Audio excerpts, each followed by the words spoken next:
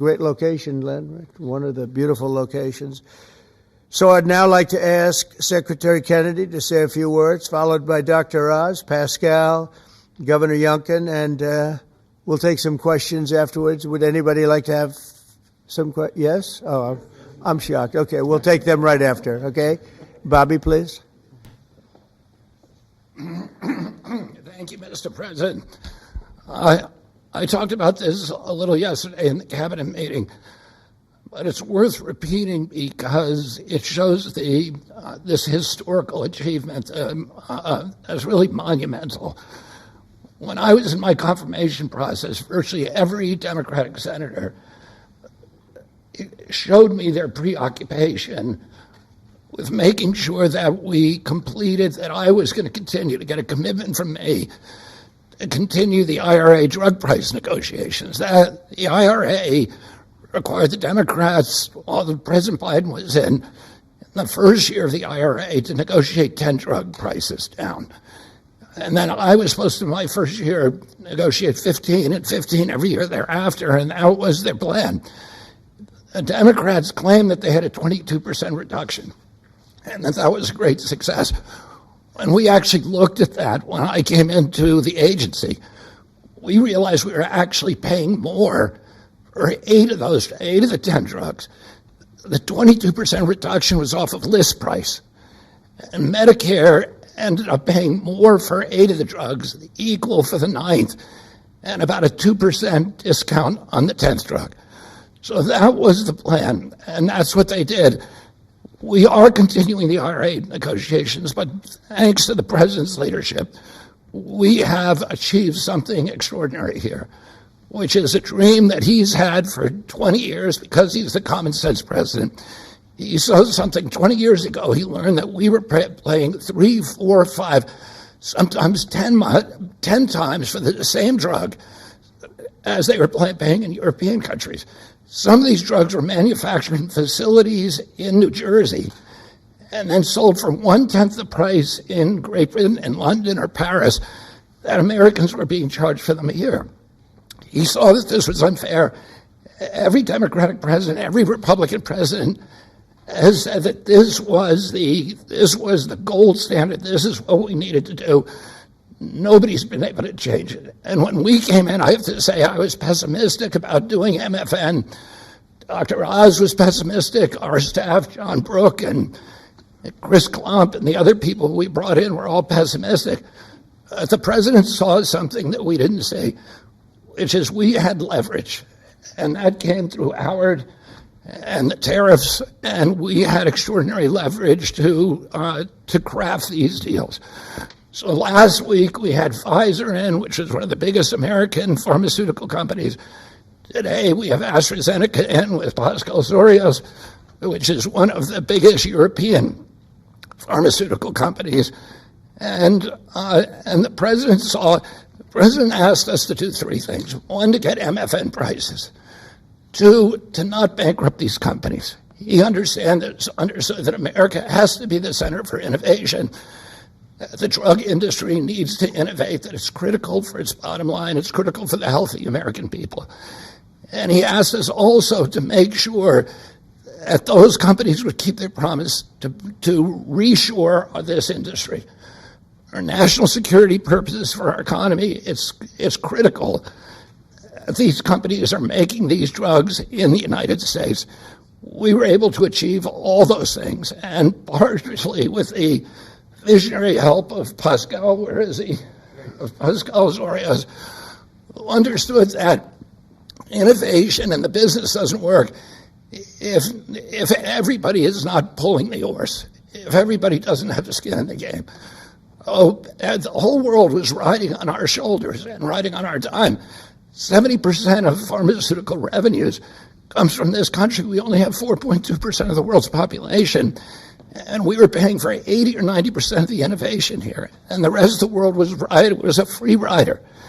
And Pascal understood that that's not fair, and it's not a good, sustainable, long-term business model. And he came to the table. He was one of the first leaders to come to the table. I want to thank him for his vision, for operating with us in good faith. And this is an extraordinary deal.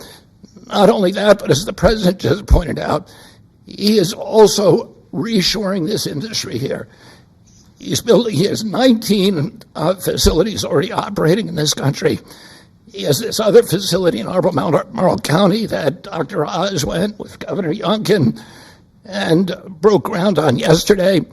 He has a second facility that is under construction in Kendall Square in Boston, another facility in Rockville, Maryland, and a fourth facility in Copper, Texas, right outside of Dallas-Fort Worth.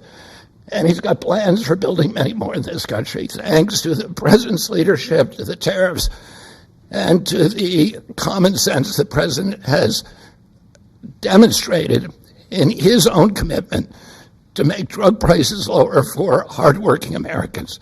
So I want to thank the president for your visionary leadership. I want to thank Dr. Oz for his part, and Marty McCary in negotiating this deal. Dr. Heidi Overton, Theo Merkel, Chris Klump, and John Brooks, who all played critical parts in the negotiation. And of course, Howard Lutnick, who was the key to these negotiations. Who do we bring up now? Dr. Oz. Thanks, Secretary. He'll take your place, Pascal. Oh, Pascal, I get to introduce Pascal, which I'll do with great joy and honor. So the world is watching as President Trump tries to make peace in every place he can go. But at the same time, President Trump is putting peace into the hearts of Americans and bringing peace of mind to them, especially Americans who cannot afford their medications. And just to put a number on this, as he releases us from the bondage of paying 3 times more for the exact same product made in the same factory, in the same pill box, in the same instruction manual overseas, rather in this country than we pay overseas, it creates an opportunity for us because, Mr. President, you're turning the art of the deal into the art of the heal. And that is something that you're going to witness today, and it's the second we have more coming, but this is a very important one, because I want to set the stage here. And Ms. Secretary, you're too modest. Secretary Kennedy did have a vision to push hard on this. He understood we could give the right medications to the right people at the right time.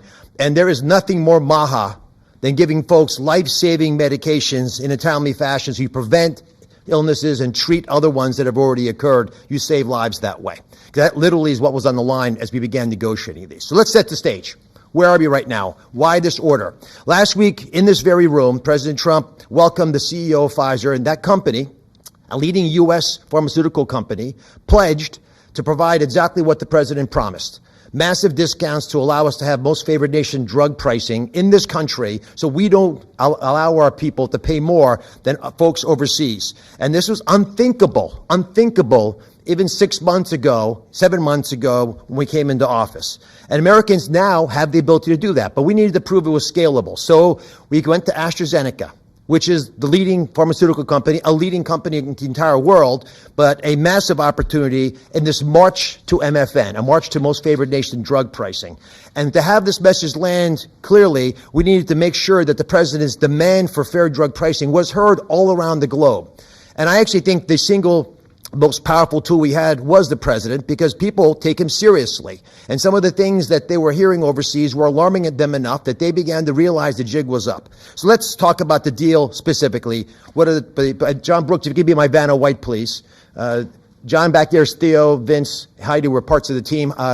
There are other members of the team I'll speak of in a second. So these are the 5 deal points. This is what Trump RX, by the way, which just launched, TrumpRx.gov, which was a unanimous name, by the way, Mr. President. He was not involved in picking the name, but it was not a difficult one to land on. We thought it had a catchy element to it. All primary care medications sold by AstraZeneca are going to be available on Trump RX, which means no more gaming, no more middlemen. Starting early next year, when you go to the website, you'll be able to see a marketplace. We're not selling the drugs. We're just making information available to everyone so you go to the right place to buy the right medication. Second, drugs for lung diseases are discounted massively, and that's over here on this line. The president highlighted 650%. They're significant discounts, and these are medications. We just picked the ones for lung disease and one for metabolic syndrome, diabetes, but there are others that are included. We have most favored nation pricing for everyone who is on Medicaid in this country. That's why Governor Youngkin is able to do backflips with his nimble 6'6" physique. Because for governors, this is a massive problem. If Medicaid prices continue going up, it crowds out other social services, which he'll speak to. We also have MFN for all new prescription drugs. Mr. President, by the time this term is done, 95% of all drugs sold in America, branded drugs and generic, will be available at a most favored nation drug pricing. Americans are going to benefit if the prices drop abroad. So Secretary Lutnick is going to make sure that if we get better prices for these companies from our partner countries overseas, the American people see those benefits, and there's going to be onshoring of manufacturing. And as has been mentioned, I stood with Governor Youngkin and Pascal Soriot as we broke ground yesterday in Charlottesville, Virginia, in a massive $4 billion facility. That's the hard hat, Mr. President. I know you like construction, so that was all I could bring back. But there was a lot of remarkable energy. And here's what that event really does. It sends a signal. It sends a signal for all countries around the world to stop freeloading off American innovation. It's done. It's not going to happen anymore with this president.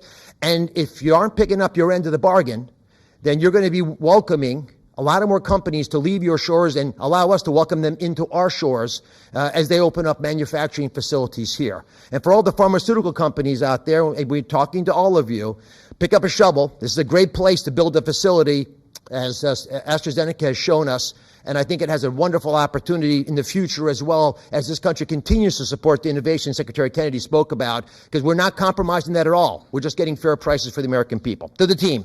Tough negotiations, Mr. President. You know how hard they can be. You can't get there without world-class negotiators, and we are blessed by individuals to work with the AstraZeneca team, who are killers, head-to-head. And why? Because talented people out of the private sector are coming into government to serve this president in a generational opportunity that they feel in their heart will make a difference. John Brooks is part of that team. Chris Klump, Inma Hernandez, numerous other folks contributed as well. But we're open for business. And if you want a great position and a patriot, like the folks who negotiated these deals, please consider coming with us, because the president has made it clear that you will make a difference in government. Finally, I want to thank Pascal Soriot.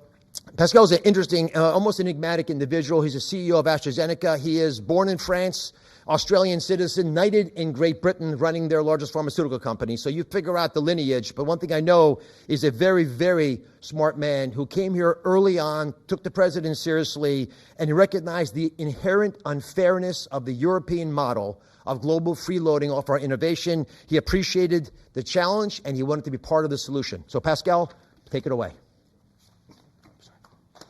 Thank you so much.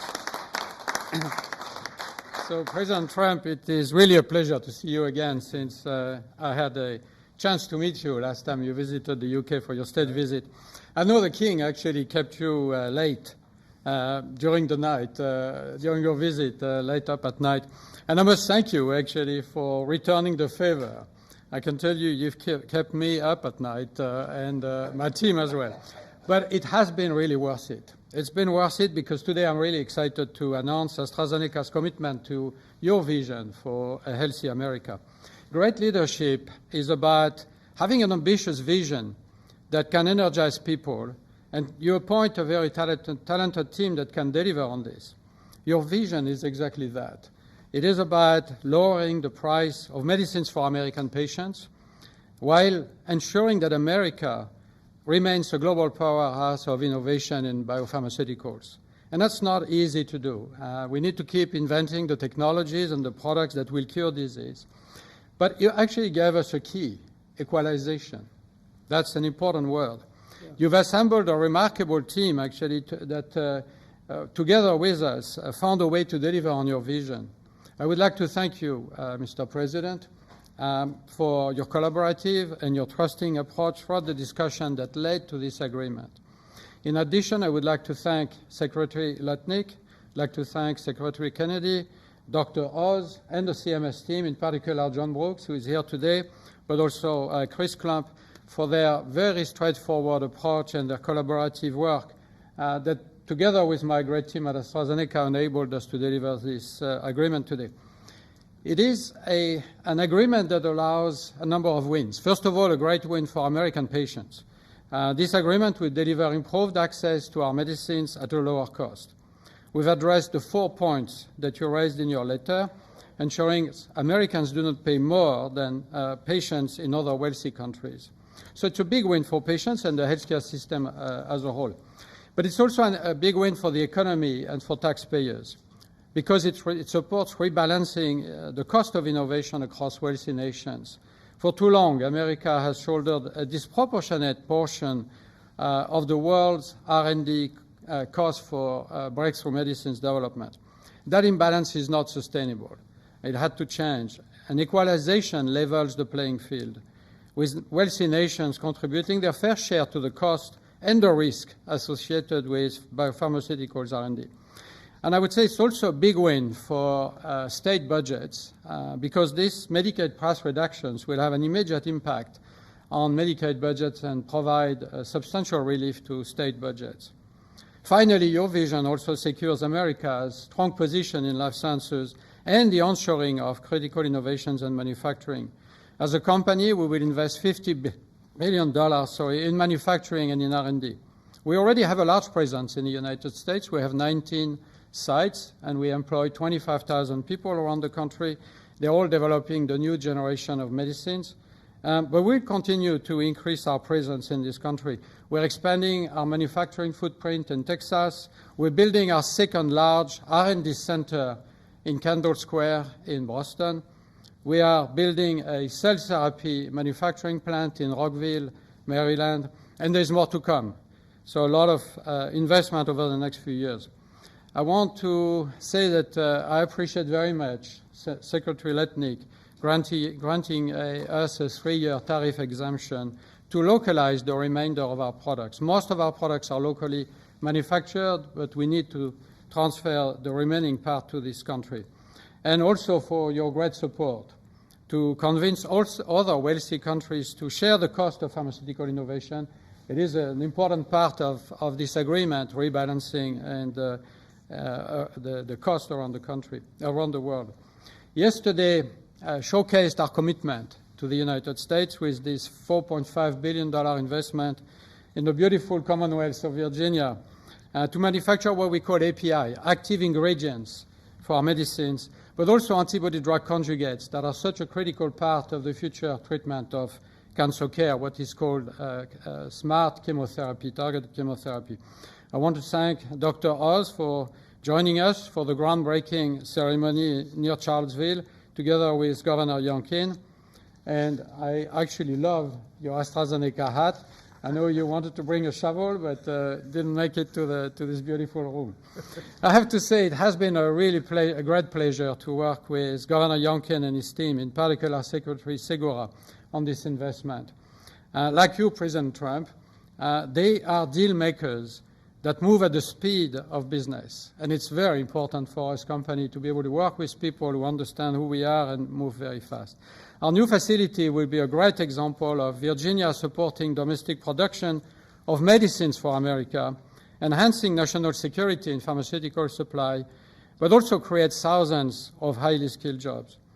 Governor Youngkin gave me a beautiful Virginia flag that we will proudly fly alongside the American flag in front of our new facility. So AstraZeneca's commitment to the United States is very strong, and this agreement ensures we'll make an even bigger difference for American patients. So, Mr. President, thank you again for welcoming me in this beautiful office and for making this moment possible. Thank you so much. Pascal. Thank you very much. Over to you, Glenn.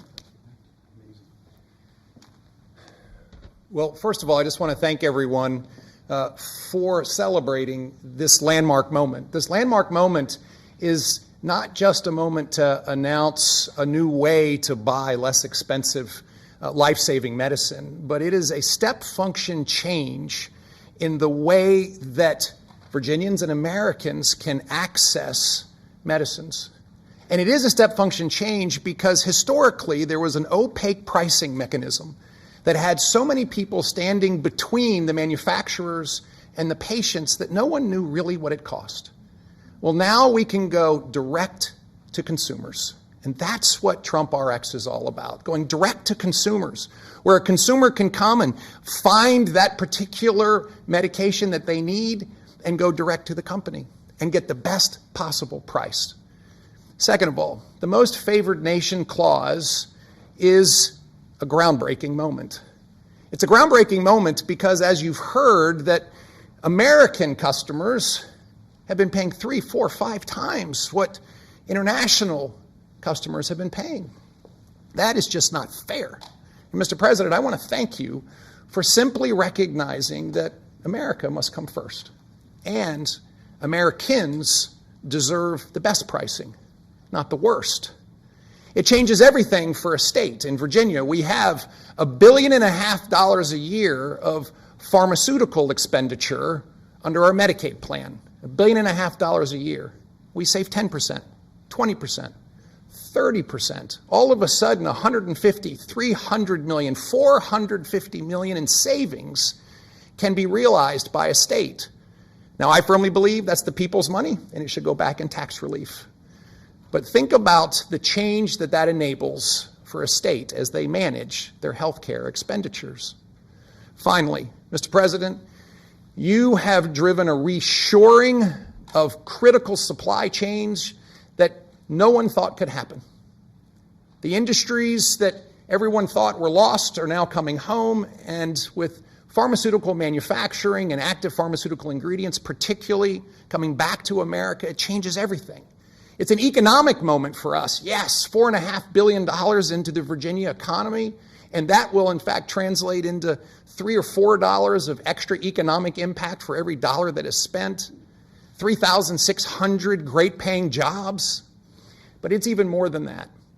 This is a national security moment.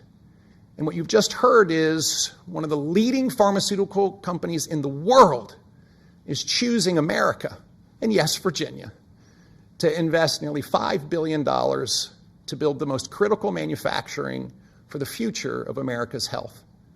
That's not just a single example. It's happening all over. And in fact, in Virginia, Mr. President, we've been blessed with nearly $10 billion of commitments to build new pharmaceutical manufacturing in the great Commonwealth of Virginia. And therefore, I believe this is a moment to celebrate investment, but more importantly, to celebrate breakthroughs for American citizens to get access to life-saving medicines at costs that they deserve because they're all made here. Mr. President, you and your cabinet have been amazing. As a governor, I have found that the cooperation with every one of your cabinet members, and sir, yes, you, has been beyond compare that I could ever imagine. I want to thank you for helping us make Virginia great again, too. Thank you.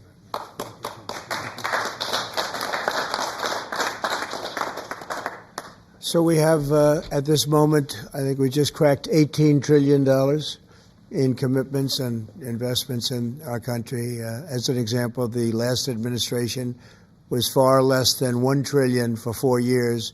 We're at plus $18 trillion for 8 months.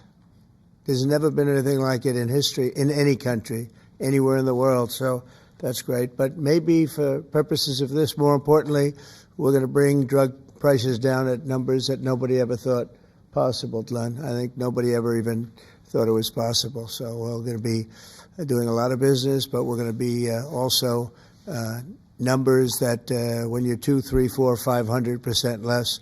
I just noticed one of them over here, 654% discount. 654. The laggard is 98%, right? 9 is at what? Wow, it's 96, 230%, but 654, and we have some that top that by a lot. So it's really going to be incredible, and that's going to be so good for Medicaid and Medicare and everything. Frankly, for your life, it's going to be so good.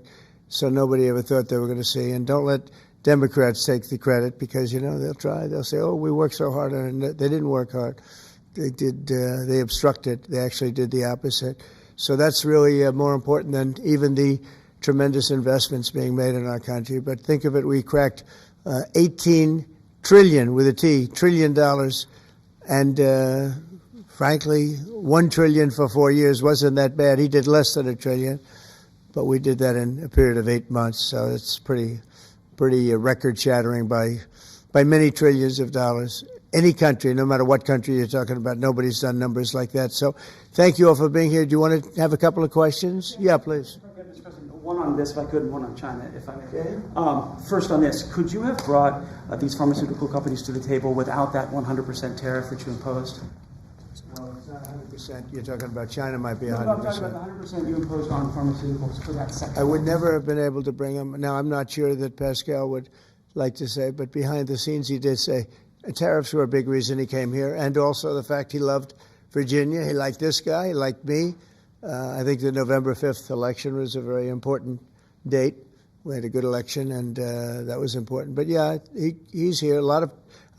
I can speak for almost everybody that's here. Most of them are here because of tariffs.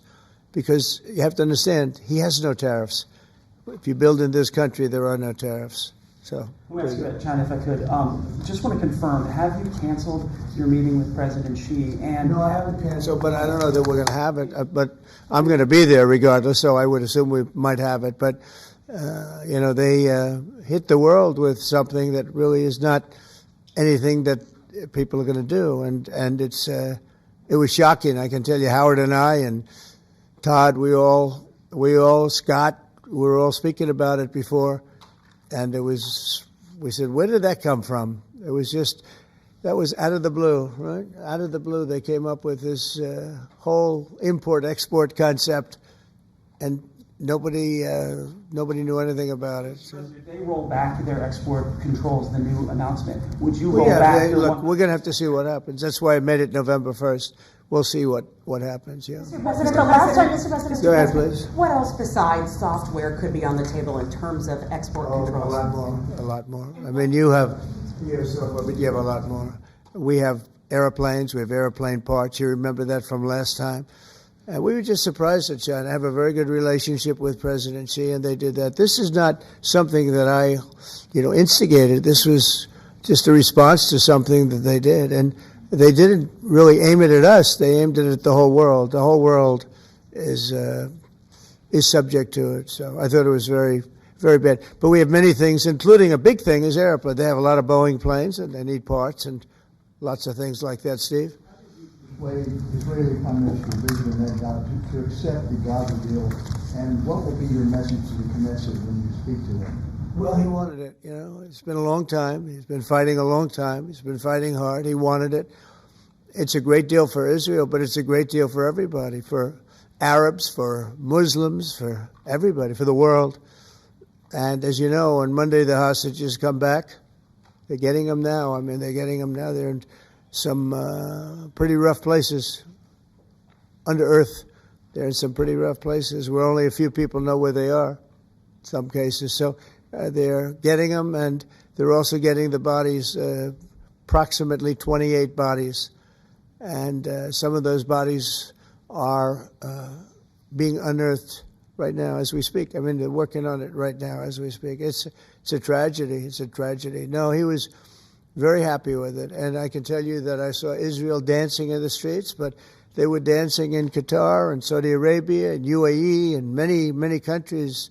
I saw Egypt. They were dancing. I'll be going to Israel. I'll be speaking at the Knesset, I think, early on. And then I'm also going to Egypt. They were terrific. But all of the countries were great. Indonesia was great. Jordan was great. They were all great. Everybody wants this deal to happen. What happens in Gaza the day after the hostage release? Day after what? The day after the hostage release, what happens there then? Well, hopefully you're going to have great success I call it everlasting success. I think you will, too. I think you're going to have tremendous success, and Gaza is going to be rebuilt. And you have some very wealthy countries, as you know, over there. And it would take a small fraction of their wealth to do that. But and I think they want to do it. And we're also setting up, as you know, a board of peace. It's called the Board of Peace. I don't know if that's the final name, but the word peace is definitely in there. They have asked me if I chair it. We'll make sure things go well. And how confident are you that the ceasefire will hold? I think it'll hold, yeah. I think it'll hold. They're all tired of the fighting. Don't forget, you had October 7th, which was a horrible day, 1,200 people killed. But Hamas has lost 58,000 people. That's big retribution. That's big retribution. People understand that. So, no, I think they're all tired of fighting, and this really gives the whole Middle East. This is beyond Gaza. Gaza is very important, but this is beyond Gaza. This is peace in the Middle East, and it is a beautiful thing. You know, it's a term that you and I have been hearing since we were very young, right? And now we have a chance of really having that. And as you know, most of the countries have passed all these resolutions. Every country is there. Iran came in. I was very happy to see that. I was very honored that Iran came in. They said they support it. Russia came in. President Putin, he supports it fully, very fully. So I was happy to see even countries that weren't necessarily involved in the process, they all support it. I don't know of anybody that doesn't. And I've never seen happier people than many of these places, not just Israel. Many of these places, they're all dancing in the streets. I've never seen anything like it. Go ahead, please, in the back. Thank you. What guarantee did you give Hamas to persuade them that Israel will restart the bombing campaign once the hostages have been exchanged? What did I do with respect to them? Well, you know, I spoke a little bit tough, and that's what would happen. I mean, you have to speak tough. That's a tough world. That's a tough, as they say, neighborhood. And they're tough people. They're very tough people, and they're smart people. They're good negotiators. They have a lot of things going. They put that to good use. They're going to be very, very successful. But they knew the retribution would be tremendous, unsustainable. It would have been unsustainable. It would have been complete obliteration, and they didn't want that. And nobody wants it at this point. They want to get on with rebuilding the entire Middle East. It's not only Gaza. It's going to be the entire Middle East. They're going to be able to live in peace. Now, we have some little hot spots, but they're very small. You know the ones I'm talking about. They're very small. They'll be very easy to put out. Those fires are going to be put out very quickly. Yes, ma'am. Thank you, Mr. President.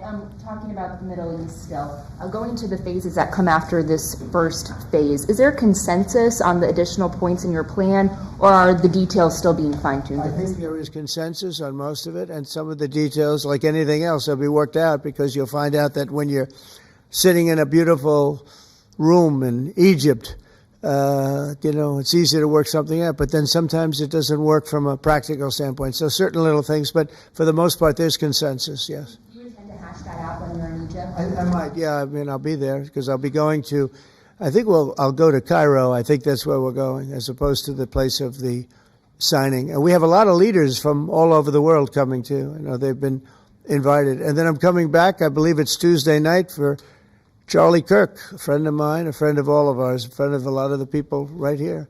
And we're giving him the Presidential Medal of Freedom, which is the highest honor you get outside of the Congressional Medal of Honor. One's military, one's civilian, but it's the greatest honor. And Erica's beautiful wife is going to be here, and a lot of people are going to be here. So, it's not easy for me to get back. It's a very quick trip, but I'll be making 2 major stops, and then I'll be on the plane trying to get back in time for Charlie. They're going to have a great celebration at the White House, in the East Room of the White House. Mr. President? Russell Vogt said the reductions in force have begun related to this shutdown. How many layoffs have you authorized for this first round, and from which agencies? And it will be Democrat-oriented, because we figure, they started this thing, so they should be Democrat-oriented. It'll be a lot, and we'll announce the numbers over the next couple of days, but it'll be a lot of people, all because of the Democrats. I mean, they want to give $1.5 trillion to people that came into the country illegally. More important than that, because we all have a big heart. We want people to be taken care of, but we have 0 people coming in. You know that, Glenn, right? That's a pretty impressive number, even for a successful governor. But we've had, for the last 4 months, 0 people coming in illegally. They're coming in, but they're coming in legally. They're coming in through a process that's really a really good process right now, because we want people to come in, but they have to come in legally. So what we're doing is, as these different groups come due, we're going to make a determination. Do we want them or not? And I must tell you, a lot of them happen to be Democrat-oriented. These are people that the Democrats wanted, that in many cases were not appropriate. We fought them at the time, and it was ultimately signed in. And some of these people, these are largely people that the Democrats want Many of them will be fired. Yes, please, behind. The Nobel Peace Prize was announced this morning. Your thoughts? Which one? The Nobel Peace Prize. Your thoughts? Look, including a very big one, and I'm not sure, when you say big, it's certainly, I think, to the mind of most, the most important deal ever made in terms of peace. But the one we just signed, it's been signed, sealed, and it's going to start taking place now. It's already started.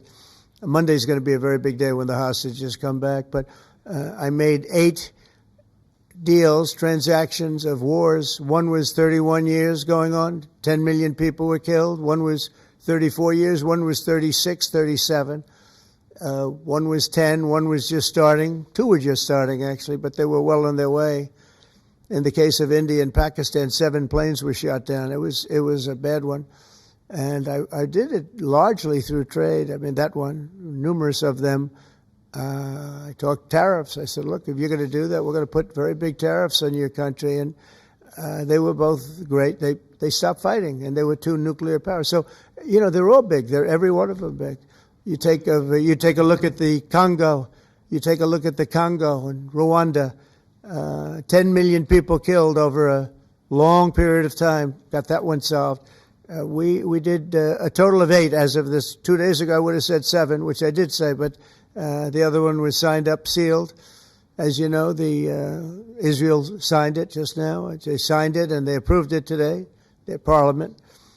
And it's a great honor to be involved with so many. So the person who actually got the Nobel Prize called me and said, I'm accepting this in honor of you because you really deserved it. A very nice thing to do. I didn't say then give it to me, though. I think she might have. She was very nice. And I've been helping her along the way. They need a lot of help in Venezuela. It's a basic disaster. So, and you could also say it was given out for 24, and I was running for office in 24. All of the transactions that we did in terms of closing. But there are those that say we did so much that they should have done it. But I'm happy because I saved millions of lives. Many millions of lives. And speaking of somebody that saves lives, don't ever play golf with it because Keegan Bradley just walked in, one of the greatest golfers in the world, the captain of the Ryder Cup.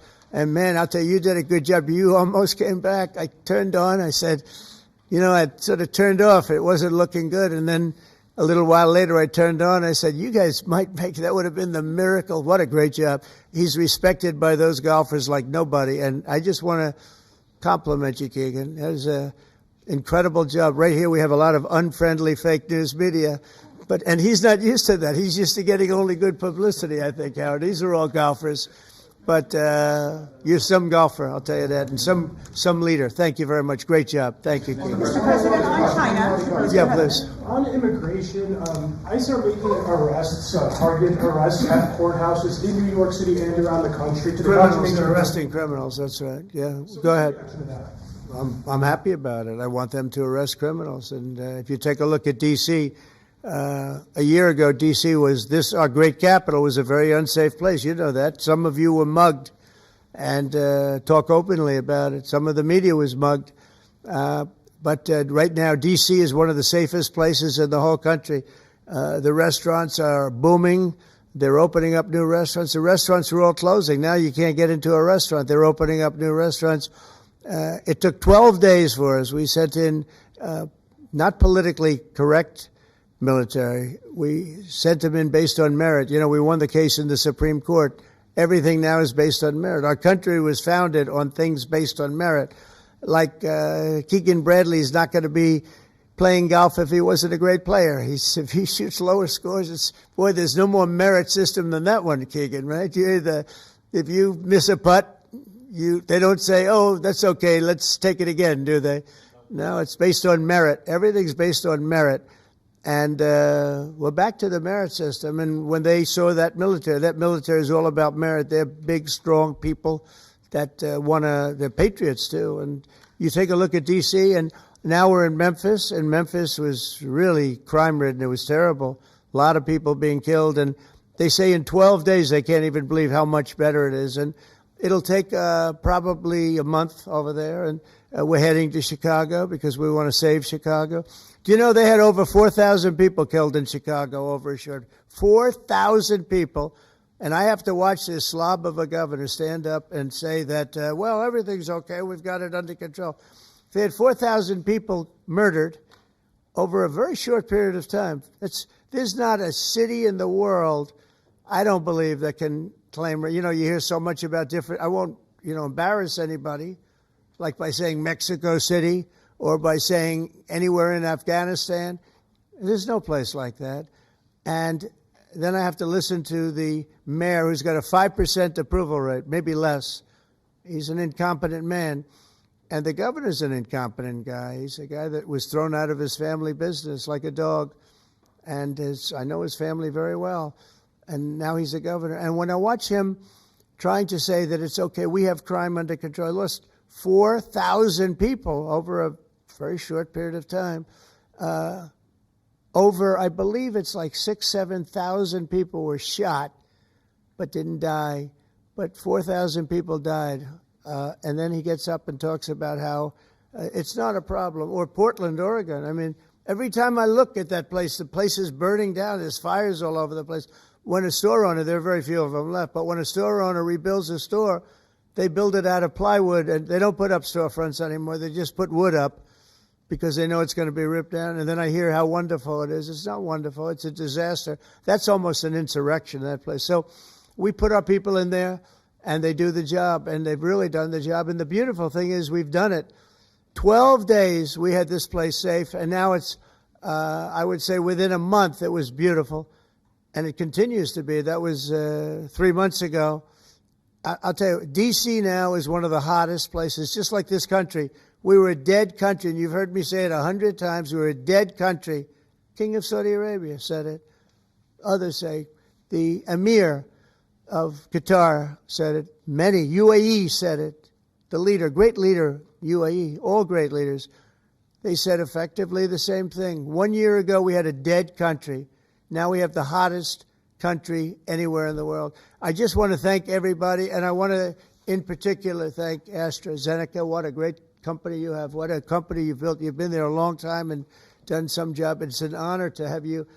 I assume you're going to build, so it's $4.5 billion for a plant. That's a pretty big plant, isn't it? I was going to say, could he make it a little bit more? Well, we have a couple of them where they're going to spend $65 billion on one plant, AI. All I know is it's, AI is based on information. I hope they're right about information. I don't know.